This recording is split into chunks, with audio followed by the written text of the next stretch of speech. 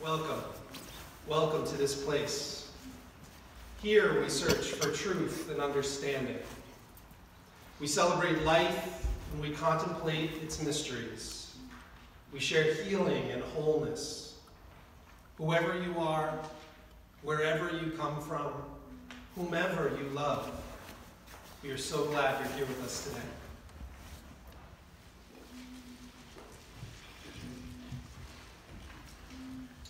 Quick personal thing about why I find this so moving. Helen Beatty and I are the only ones, I think, in this church who have to struggle our whole lives with the fact that we grew up in segregated schools in the South. It's a terrible burden to feel. Our reading this morning comes from Anna Bethay. Does your heart feel pierced when another person who looks like you or looks like your brother is gunned down, a spectacle commissioned by the people who swear an oath to protect your community? Does your mouth go dry, your throat close up, when you come face to face with the realization of your own perpetuation of white cultural norms or in ignorance of other worthy ways of living? Or are you numb all over because your body has decided this is too much for you to bear? Your mind says go, your body says no. Does your stomach churn when tu familia is hunted down and expelled from the places they risk to go to carve out a better life?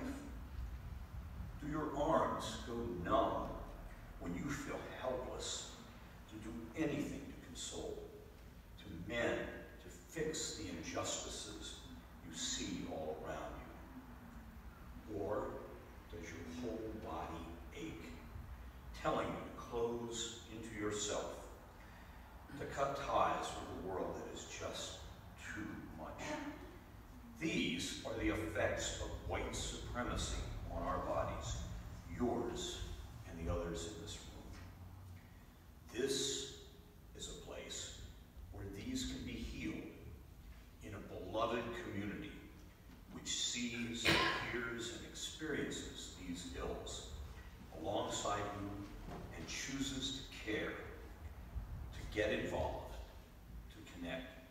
This beloved community is the place where you can reclaim your time to process the horror and the disconnect the rest of the world would rather sweep under the rug. This is where you can belong because you are loved, not loved because you belong. In a beloved community, you will be reminded of some truths that transcend the chaos and the oppression that the dominant culture denies. That your body is free. Your mind is free. And your love is a gift, ready for the giving in every moment. You're the one we've been waiting for to take part, build, and bolster this community for any who seek refuge.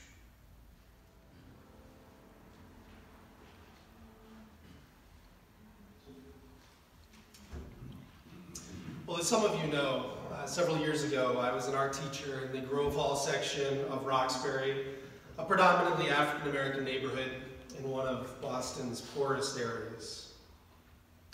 I remember that first year at a meeting after school with a father of one of my students. See, his son had been caught hitting another student in my class, and I needed the father to understand just how serious this was, that hitting would not be tolerated. Well, my principal, who was also of European descent, as I am, was with me in this meeting. We explained that we are teaching the students to use their words, and that if there is a problem, the student should tell an adult. Well, the father sat patiently and he listened. Then when we were done presenting our case, he looked at me, he remained silent, Finally, he said, "Did he tell you what the other kid said to him?" "No, he didn't." The father continued, "Well, the other kid made fun of his mama." "Okay," I said, "but that's no excuse." He said, "Let me ask you something, Mr. Egan. Where do you think this school is? Because here in Roxbury, if you let some punk get away with insulting your mama, it's all over. They will kill you because they know you're soft." "Yes," I tried to argue. He interrupted me. He said, "You know, Mr. Egan, I taught my son that if somebody hits you, you hit them back twice as hard. And you certainly don't go snitch to an adult. That kind of thing will get you killed. You might not like it, Mr. Egan, but that is the reality of the world my son is living in." I just stared at the father. I didn't know what to say.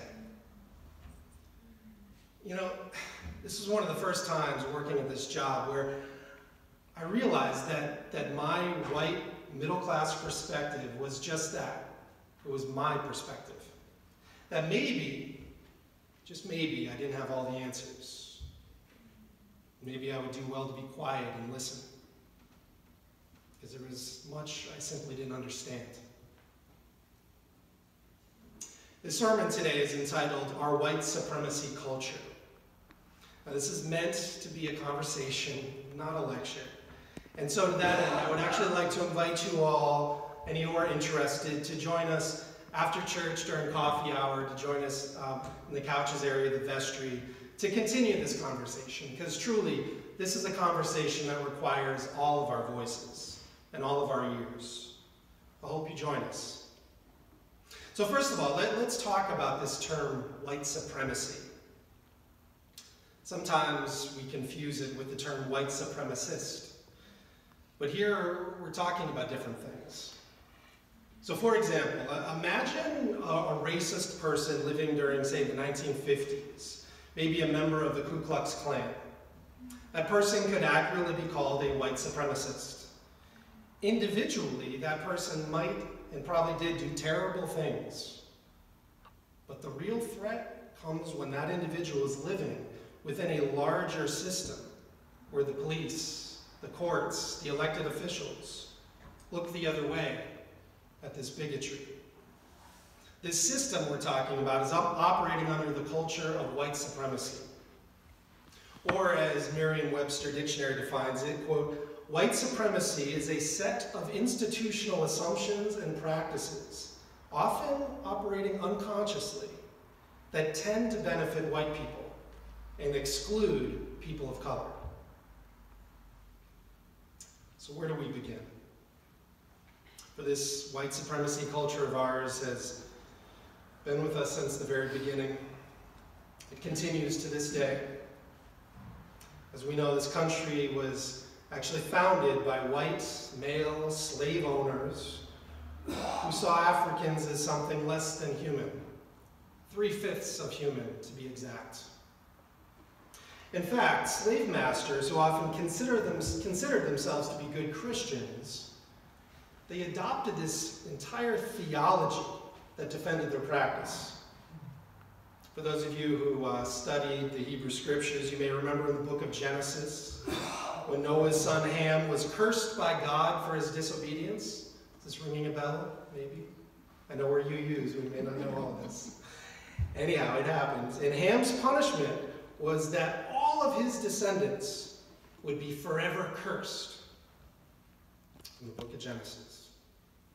Well, you know, these white slavers interpreted that to mean that all Africans were descendants of Ham and were therefore forever cursed and actually deserved their suffering. These slavers believed themselves to be the chosen, blessed people of God, and that they were sent by God into Africa to free those savages of their ignorance, of their superstition, and their sin. You know, in this twisted mindset, they believed that they were actually doing the Africans a favor by allowing them to simply live within their good graces.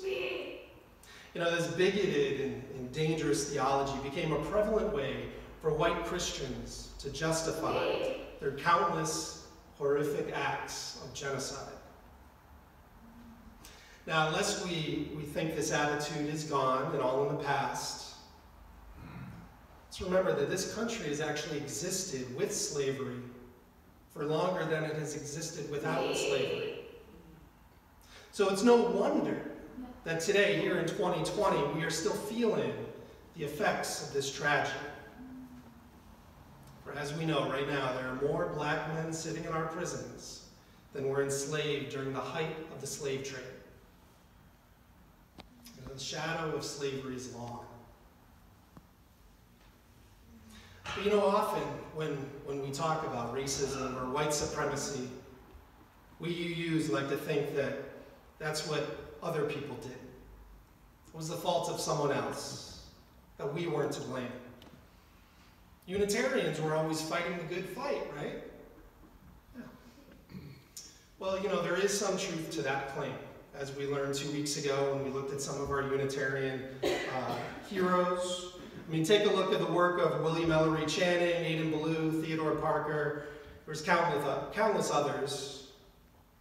And you will see Unitarians and Universalists fighting to end slavery, to make the world a more just and equitable place. We too have our skeletons in our closet. One example comes from the mid-19th century, right here in Boston. See, the Unitarians in this area were an elite class of highly educated white people with power, money, and influence. As Reverend Mark Harris describes in his book, Elite, quote, compared to other denominations, Unitarians had 22 times more lawyers, 20 times the number of bankers, twice as many merchants, and 28 times the number of manufacturers. But they had almost no farmers, craftsmen, or industrial proletariats. By 1870, Unitarians were almost entirely upper middle and upper class. Their economic, educational, and political success and control was remarkable. So during this time, Unitarians embraced science. They embraced reason. It's a cornerstone of our faith. It was their way to find meaning and truth in the world. And you know, unlike many other more orthodox denominations, they didn't fear that science would undermine their religion. Therefore, at the end of the 19th century, the liberal religious elite in America became excited by this new scientific theory known as eugenics. See, the theory of eugenics grew out of Charles Darwin's theory on evolution and the survival of the fittest. Eugenics became to introduce into their minds this idea that if we produce stronger, smarter, and more beautiful babies, the whole human race will benefit. This theory claims that we as humans have the power to influence our own evolution in a positive manner. Well, Unitarians in the late 19th century and early 20th century, they were especially intrigued by eugenics because it allowed them to expand upon this Darwinian evolution in order to make the world a better place, to make the world as they thought it should be, to make everyone more like them.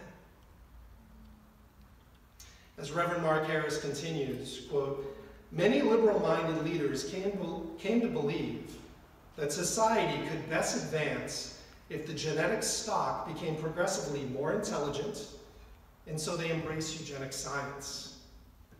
Quote, positive eugenics urged healthy white couples to have more babies. The birth rate for upper middle class white women had declined, and this movement encouraged these women to become good breeders. Quote, negative eugenics tried to assert that those who are not worthy to have babies should be discouraged, even prevented from doing so. This ugly period in our history, it uncovered layers of racism and classism that had always been right there under the surface.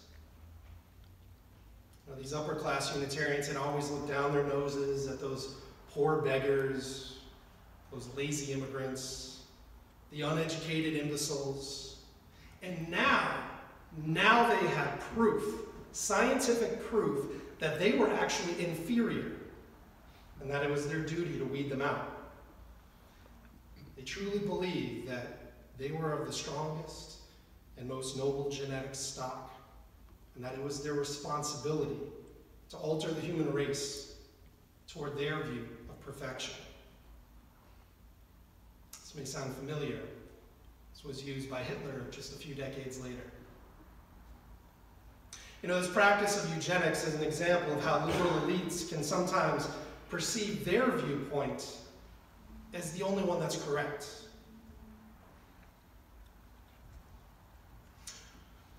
Well, several decades later, in 1965, when Dr. Martin Luther King Jr. called on all people of conscience to join him for a demonstration in Selma, Alabama, to protest the egregious racism found there, it provided, again, a unique opportunity for Unitarians and Universalists.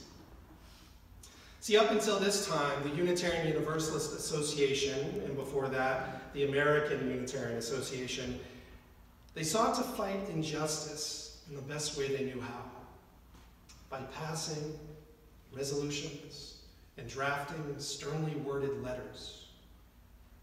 But now, in the 1960s, they have this new opportunity to actually put their words into action and join the movement. For many of the well-educated upper middle class UUs, this was a somewhat scary prospect. But one who answered the call was Reverend James Reeb, a white UU minister from here in Boston. As Reverend Mark Morrison Reed tells us in his book, Selma Awakening, quote, "Violence begot suffering and sacrifice. Blood was spilled." And the slayings of Jimmy Lee Jackson, James Reeb, and Viola Liuzzo triggered a transformation. For Unitarian Universalism, whose most progressive elements had long been champions of freedom in its broadest sense, Selma was a test. Did freedom merely mean freedom of belief and conscience? Or did it also include the civic, political, and economic freedoms that the educated, middle-class, liberal religious constituency took for granted? The experience in Selma was eye-opening to the Unitarian Universalist Association in many ways.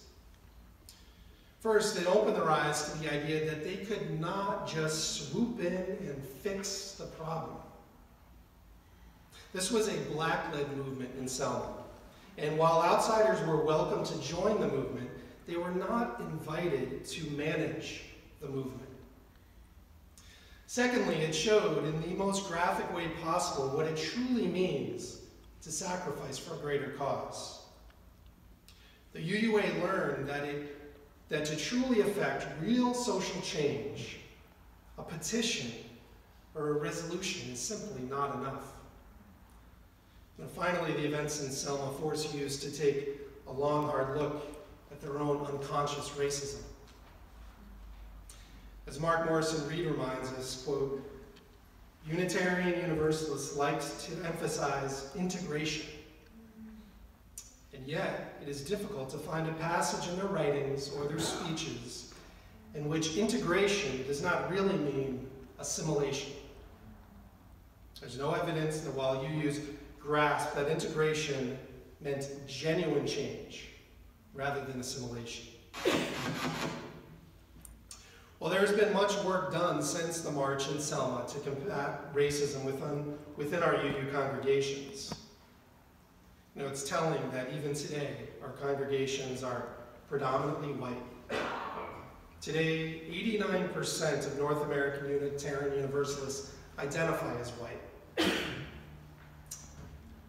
And it makes us wonder, why would a faith that espouses such strong anti-racism work still have such difficulty attracting people of color? I believe a large part of this has to do with our painful history of elitism and unconscious racism that continues to this day. For when it really comes down to it, our largely white, middle, upper class congregations like this one have very little incentive to challenge structural racism, since we are the ones who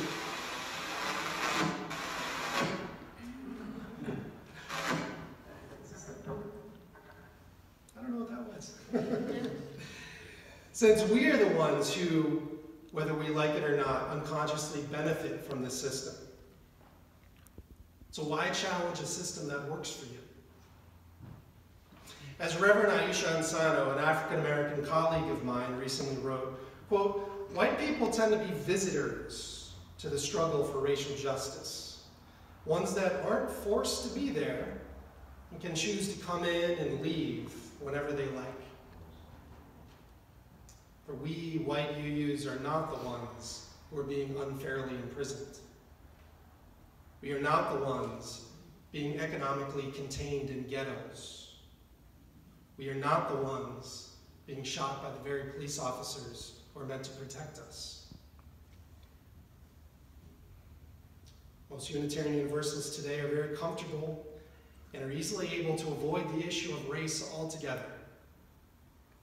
But yet, as much as we like to close our eyes to this issue, racism is still within our congregations. I'm sure many of you heard about the hiring scandal from a few years ago within the UUA, where a white man was hired as the UUA regional lead over an equally qualified Latina woman, Miss Cristina Rivera. This scandal and the completely inadequate response to it led to our former UUA president, Peter Morales, resigning his presidency. When told that the position would be going to someone else, Cristina Rivera was told that she was simply not, quote, the right fit. Her response speaks volumes. She said, "So, in upper-level management positions of power and influence in the UUA, what is the criteria for the right fit? A quick look at the President's Leadership Council and the regional lead staff will tell you that the right fit is overwhelmingly white, male, straight, and ordained clergy. I and my siblings of color will never be the right fits within the current paradigm. The fact that the UUA can't see how transformational our leadership would be for our faith is what's wrong with the UUA." If our heads have been in the sand when it comes to race within our communities, perhaps we're beginning to wake up to the reality. Not because, let me point out, we white UUs have spontaneously seen the errors of our ways, but because people of color have demanded that we wake up. At the forefront of this movement is BLUE, Black Lives of Unitarian Universalism. They have spearheaded a movement, as I stated earlier, to adopt an 8th principle to our existing 7 UU principles. This principle is co-written by Bruce Pollock Johnson and Paula Cole Jones, and it simply states, "We, the member congregations of the Unitarian Universalist Association, covenant to affirm and promote journeying towards spiritual wholeness by working to build a diverse, multicultural, beloved community, by our actions that accountably dismantle racism and other oppressions in ourselves and in our institutions." Friends, we have work to do. Now, the issue of structural racism, it demands to be brought to the forefront, to be talked about, to be wrestled with, even argued about if necessary. It won't be easy. The system of injustice has been with us since the very beginning. Those in power would rather that we continue to turn a blind eye and continue on with our blissful lives. But if we do aspire to be that beloved community, where everyone truly feels welcome at the table of fellowship, It's time to look long and hard at how this culture of white supremacy continues to plague us, even today. You know, this is only something that we can do together. And this is why I hope you will join us today during coffee hour for a congregational conversation. You know, we want to hear your voice. Let us hear what you think about this. You know, how we may make our congregation, our community, and our world a more just and equitable place. For friends, we have work to do. Amen.